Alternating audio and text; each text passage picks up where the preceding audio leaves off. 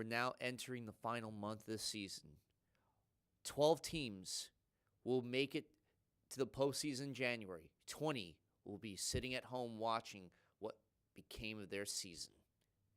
The next 4 weeks, we're going to go on the craziest, most amazing roller coaster ride of all time. The journey to Lombardi's Trophy starts this week. Welcome, week 14 of the Blitz Zone.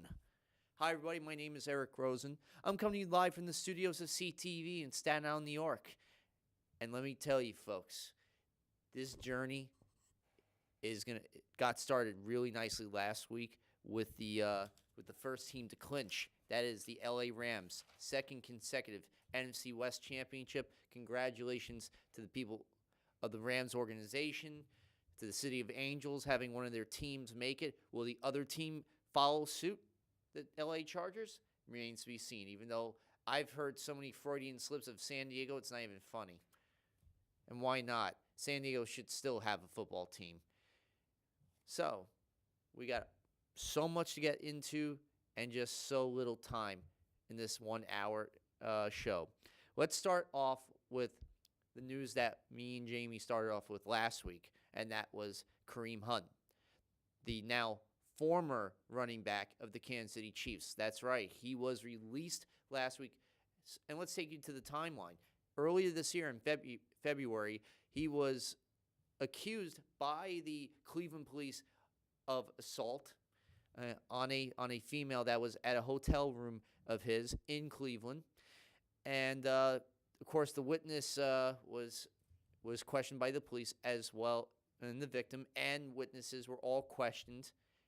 No stories were corroborating. It was one side that said this, the other side said that.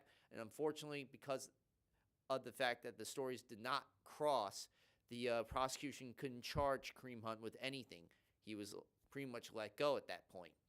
Now we fast forward 9 months later. TMZ this past Friday released a video of what actually took place. And what took place was him shoving and kicking a woman on the ground at said hotel. And when it was released by TMZ at the time, the Kansas City Chiefs were aware of the situation and had Kareem Hunt leave the team facility while they were practicing for their upcoming matchup against the Oakland Raiders. And then we find out the next day that the Kansas City Chiefs had officially released him upon hearing that the commissioner, Roger Goodell, put Kareem Hunt on the commissioner's exempt list. What is the commissioner's exempt list? What that means is any player that is on that list, even if they are currently playing for a team or no longer playing for an organization, they cannot play one single down of football whatsoever until whatever legal issues are involved in their life is cleared. And now, with the legal issues that are yet to come for Kareem Hunt, because we haven't heard any formal charges or the case being reopened yet by the Cleveland Police Department or the city of Cleveland at all, or the prosecutor's office in Cuyahoga County. So we don't know what's going on right now in terms of that. All we know is that Kareem Hunt no longer is a member of the Kansas City Chiefs.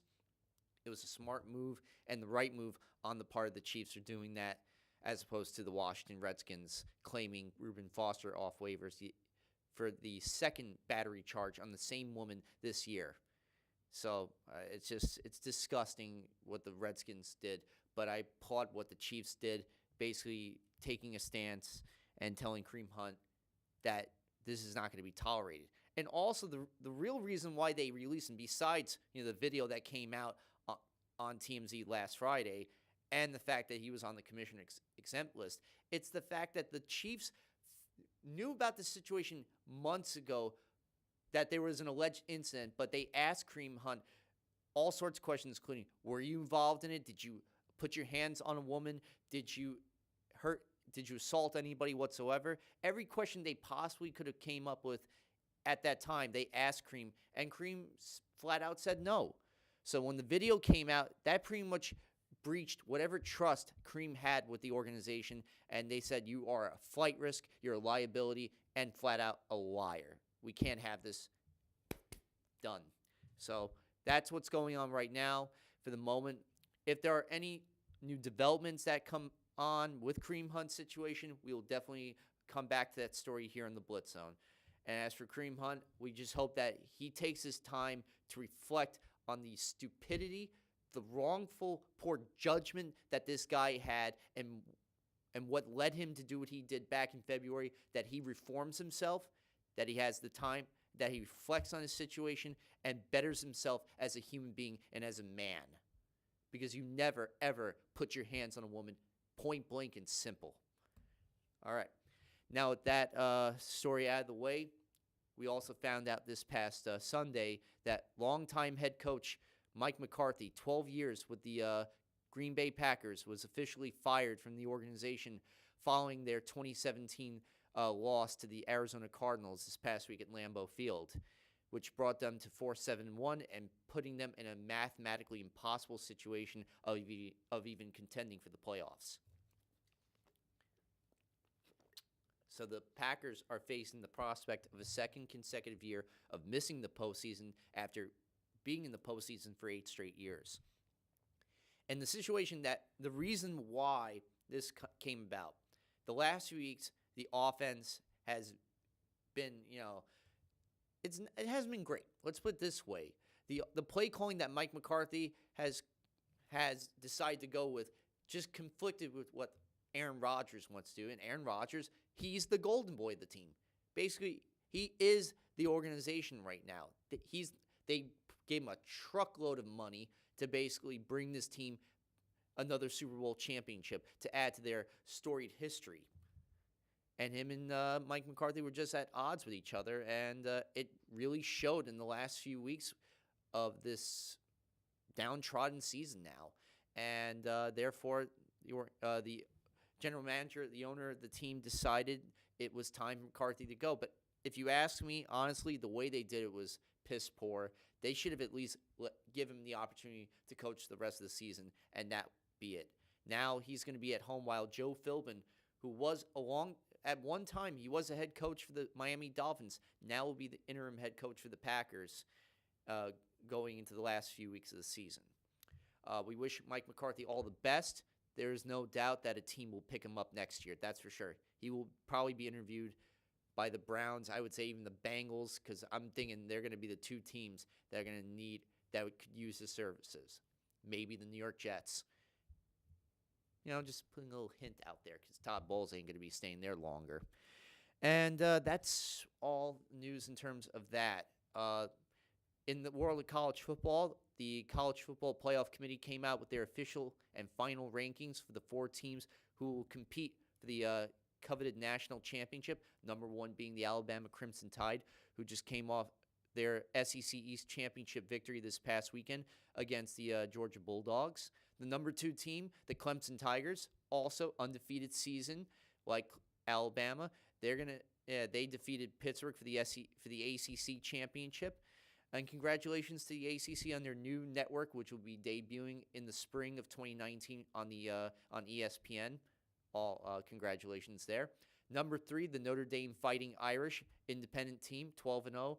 Didn't have a championship, but went undefeated. Great season overall, and now they're going to be the number 3 team going up against Clemson. That should be fun. And then number 4, the Oklahoma Sooners, coming off their Big 12 championship victory in Arlington against the Texas Longhorns. First time ever that both Oklahoma and Texas have played each other twice in one season. Always classic Red River rivalry, but at the end of the day, Kyler Murray led that team to prominence this year.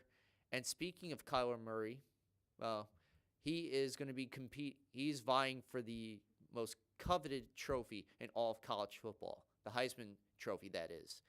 Saturday night, New York City. Will it be Kyler Murray, quarterback of Oklahoma, or will it be Tua Tagovailoa, the Hawaiian-born native who's quarterbacking the Alabama Crimson Tide, or Dwayne Haskins, the QB for the Ohio State Buckeyes? A quarterback will win, but not a defensive player. The only defensive player still to this day, Charles Woods, 1998, to win the Heisman Trophy. Yep.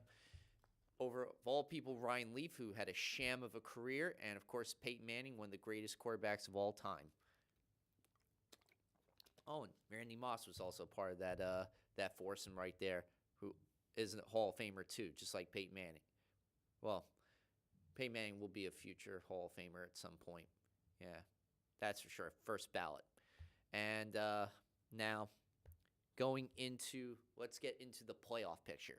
After all, we are in the final weeks of the regular season. We're in the final month of the regular season. This is basically the month where teams put themselves in, tried to get themselves that ticket, that golden ticket to the postseason.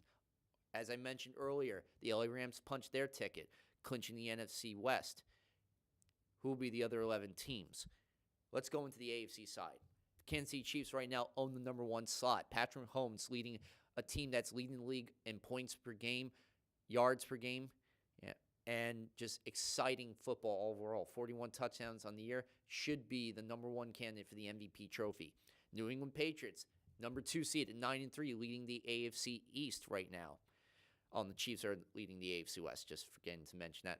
Only a game over the Chargers. Now, as to the Patriots in the AFC East at 9-3 right now, Tom Brady and company are doing what they do best at this time of the year. Win, basically. And now they assured themselves of an 18th consecutive winning season, which is just too shy of the NFL record for longest stretch of winning seasons. Then you got the Houston Texans. Talk about a long stretch they've been on. Starting 0-3, now they've ripped off 9 consecutive victories, leading the AFC South. They would have been able to clinch the division this week if the Jaguars would have been able to come up with a victory over the Titans last night. Of course, we know that wasn't the case. Jaguars got beaten like a steel drum, 30-9 at the hands of the Titans. And so the Texans will have to wait another week, but what's been driving this winning streak has been the defense with the likes of Davian Clowney and J.J. Watt at the front of that defense. It's been Deshaun Watson quarterbacking as well as he's been this year, having a full season, which is really, as compared to what Texans had last year with Watson, unfortunately when he tore his ACL. And then you have DeAndre Hopkins, who's one of the most elusive, toughest receivers to cover. Now the Steelers, this is a really sad situation right now. They have now lost 2 consecutive victories, and they're almost losing their grip on the AFC North. They still have the number 4 slot of division leaders in that AFC playoff picture. They're just a half game ahead of the Ravens right now. So the Steelers' ineptitude couldn't have come at a worse time for them. And with James Conner now injured this week, that is going to put a lot of pressure on Antonio Brown to get the job done. Because, defenses are going to be keying in on him, and they're going to load people in the box. So Roethlisberger's going to have to get to Jesse James and some of the other receivers to really get the job done this coming week against the Raiders. I can't believe I even said those words about the Raiders being a tough team that they have to get the job done against when they are one of the worst teams in the league. Now the Chargers, number 1 wildcard seed at 9-3 right now. Great season for Philip Rivers and company, 25 touchdowns on the year, just 4 interceptions and 5 interceptions. And what's really driving this winning this season that they've been on so far, they started 1-2. They've won 8 out of the last 9. It's really been just remarkable what they have done, and the fact they went into Pittsburgh, a place where it's tough to win first off, and they were down 16 points and yet came back in the second half. That is what you call tough grit right there. I love this Chargers organization, what they've been doing this year. Even without Melvin Gordon, hopefully this week, we'll get another dose of their running back, Austin Eckler, having even bigger game. I think he will. Now, the Baltimore Ravens, Lamar Jackson has had 3 consecutive starts to start his NFL career and has won all 3 in spectacular fashion. Not only with his ability to run, but his ability to make really tough, concentrated plays. Overall, this Ravens team right now is in good hands with him.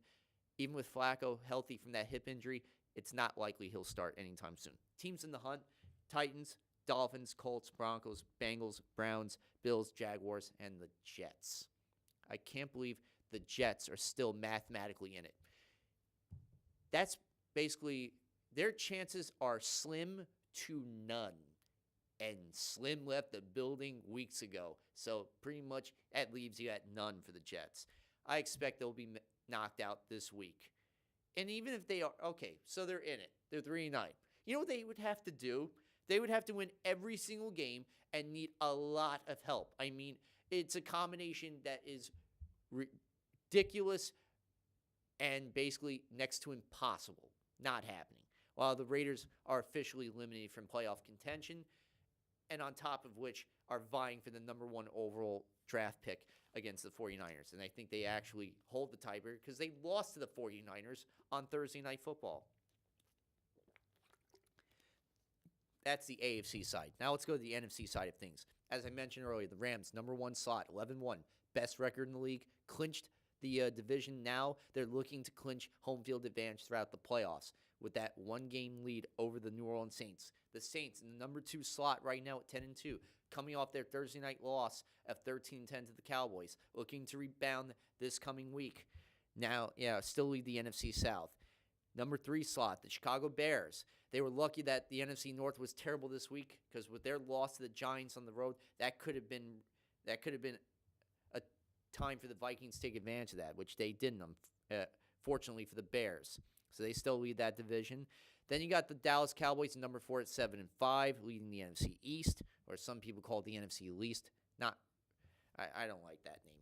Anyway, the number 5 team, first wild card spot, the Seattle Seahawks at 7-5. Great job from Russell Wilson and company, and Tyler Lockett. And the defense is really coming strong at the same time. Shaquem Griffin, great. By the way, the Dallas Cowboys running the ball well, great occasional plays, and Amari Cooper has been an impact.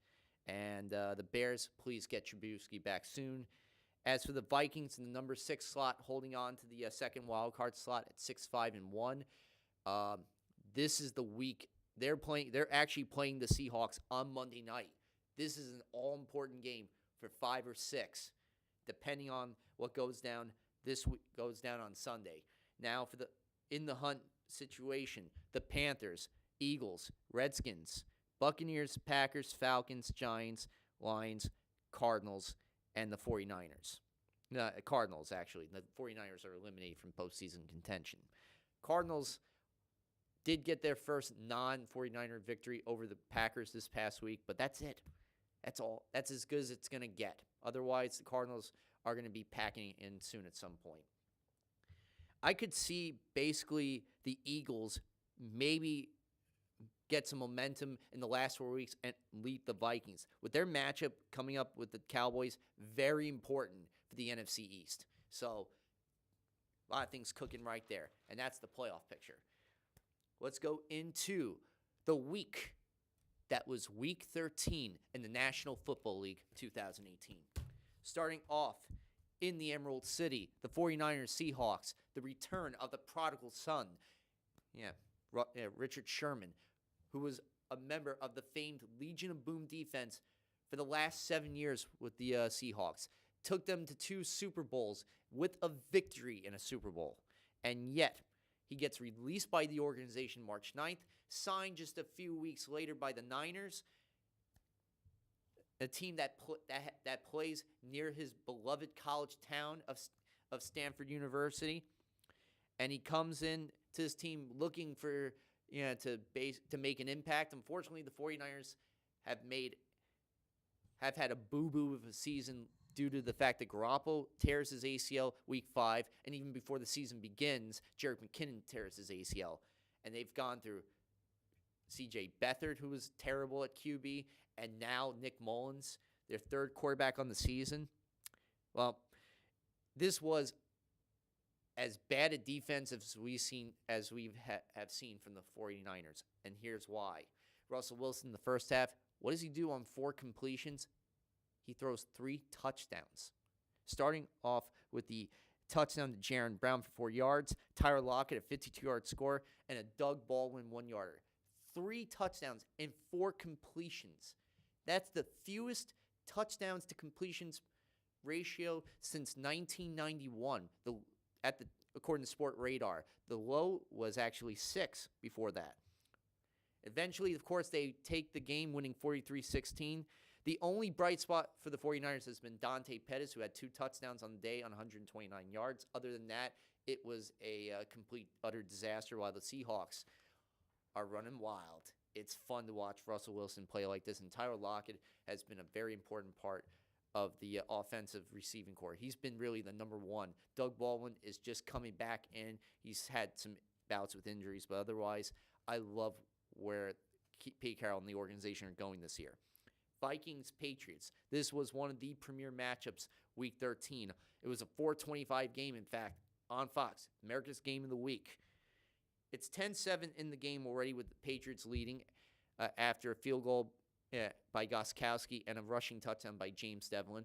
Unfortunately, Gostkowski has another chance to extend the lead 13-7, misses wide right at about the 6:26 mark of the first half. That's the first time in 35 tries that he's missed a field goal from less than 50 yards going back to October of last year. So Dan Bailey, the former Dallas Cowboys place kicker now for the Vikings, gets the game-tying field goal to make it 10-all. Then we go to the second half, and the Patriots do what the Patriots do best, win. And they engine on a 4-play, 75-yard drive, capping off with a 24-yard touchdown to Josh Gordon, 17-10. And then the Vikings are unable on their ensuing possession, so they punt the ball back to the Patriots. Patriots go 6 plays, 2-yard run by Devlin, leading to the final score, 24 Patriots, 10 Vikings. LA Chargers going to the Steel City to take on the Pittsburgh Steelers. Ben Roethlisberger getting his team a huge first-half lead, 23-7, several scores by Antonio Brown and James Conner. James Conner, unfortunately, injures his leg in the fourth quarter and had to leave the game. So it's 23, and that's unfortunate because he's really been the number one since Le'Veon Bell pulled off his shenanigans this past year and not signing with the team.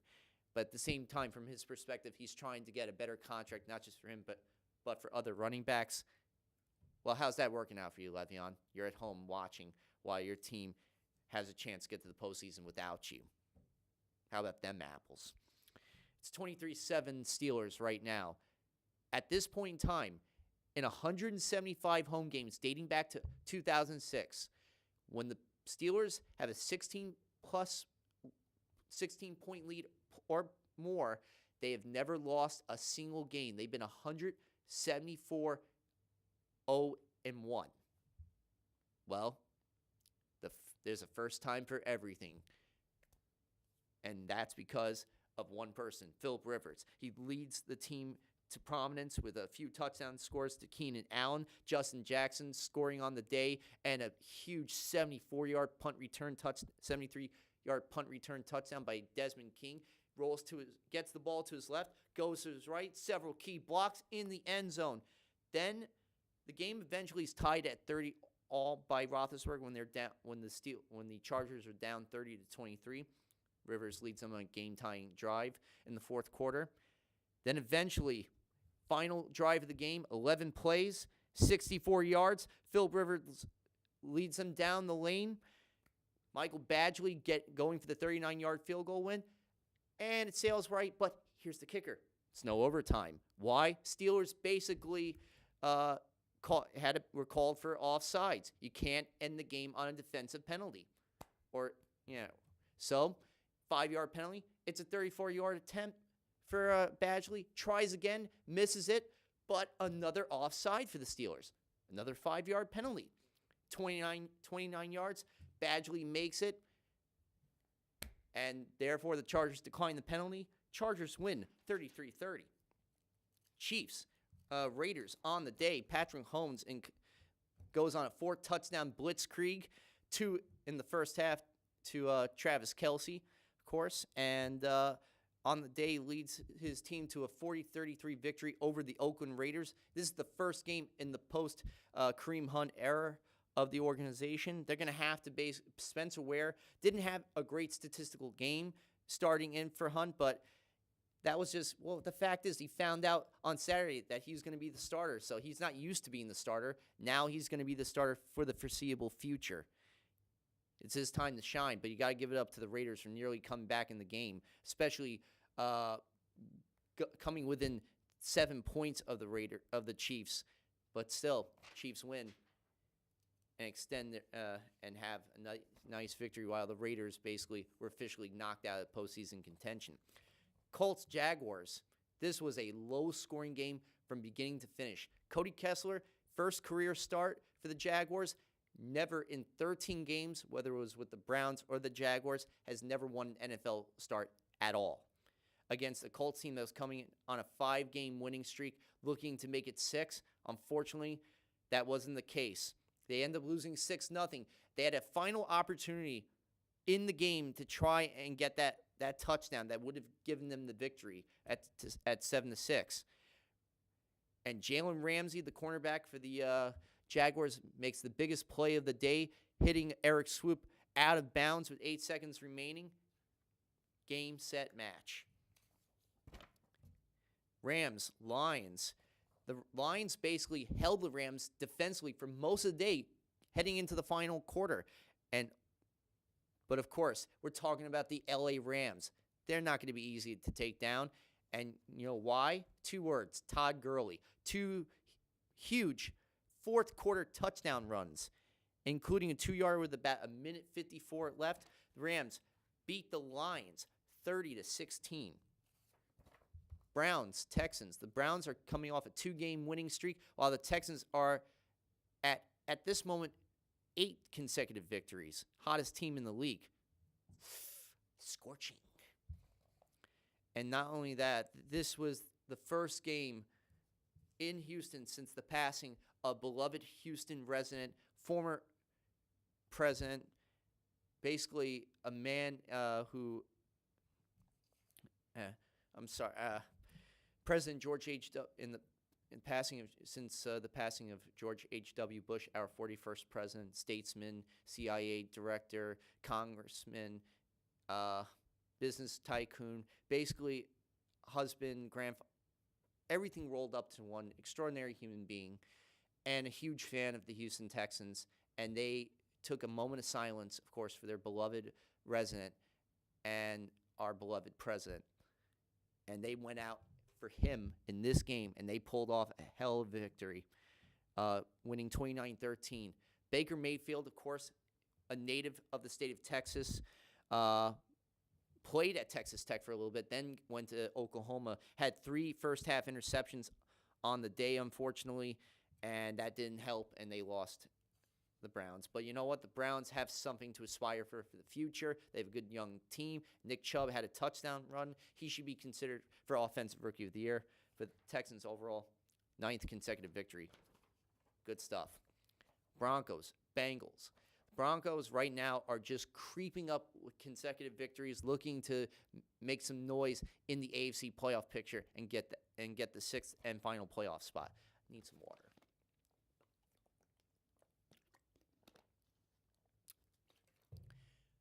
Undrafted rookie Philip Lindsay on the day has a career-high 157 yards and a pair of touchdowns, and he becomes the first undrafted rookie in the history of the Broncos organization to top 1,000 yards. Congratulations to him in a single season.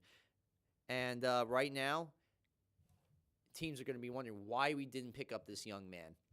I think their offense has a bright future. Look at not just the rookie Philip Lindsay, but the other rookie running back, Royce Freeman from Oregon, and then Cortland Sutton, the wide receiver from SMU, have all done their job, especially Sutton, who's becoming now the number 1 vertical threat, and he's going to have to be with Emmanuel Sanders hurt for the foreseeable future, and with Demaryius Thomas being traded to the Texans. Sutton is going to really have to take the mantle of being the number 1 wideout for the rest of the season for Case Keenum. But as long as you get the ball to Lindsay, get the occasional passing plays out of Case Keenum, skies are the limit. 24-10. Now, Panthers, Buccaneers. This is a really good matchup right here.